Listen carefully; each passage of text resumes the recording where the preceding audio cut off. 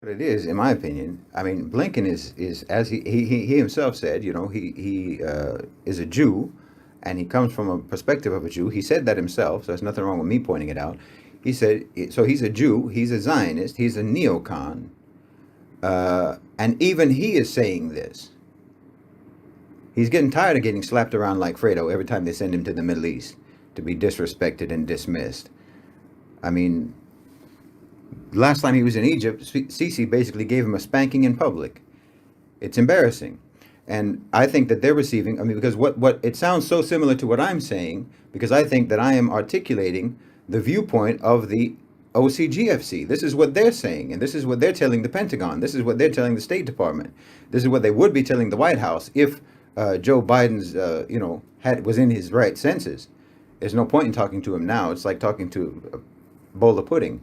But this is the direction that they want it to go. They want to give Israel a soft landing. They want to cut the ties. They want to cut the umbilical cord and let them go and say, look, just be with your Arab neighbors.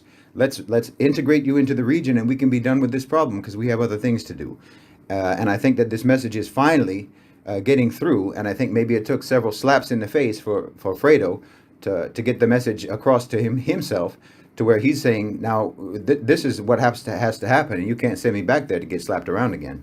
And importantly, almost more importantly, I think that Blinken is receiving the message from the owners and controllers of global financialized capital, and he's seeing what BRICS is doing and sees which way the wind is blowing, and he doesn't want the wind to completely blow them out of the picture. And that's what's happening, that BRICS is coordinating this, and the owners and controllers of global financialized capital are coordinating this, and this is the way they want to see things go. And if America doesn't get on board with the way things are going to go, then they're going to get left behind. And he's afraid that that's what's going to happen. So I think he's trying to avoid that from happening, and saying that now America needs to get on board with the direction and the trajectory that BRICS is taking the region, because they're taking the region in that direction with the backing of the OCGFC.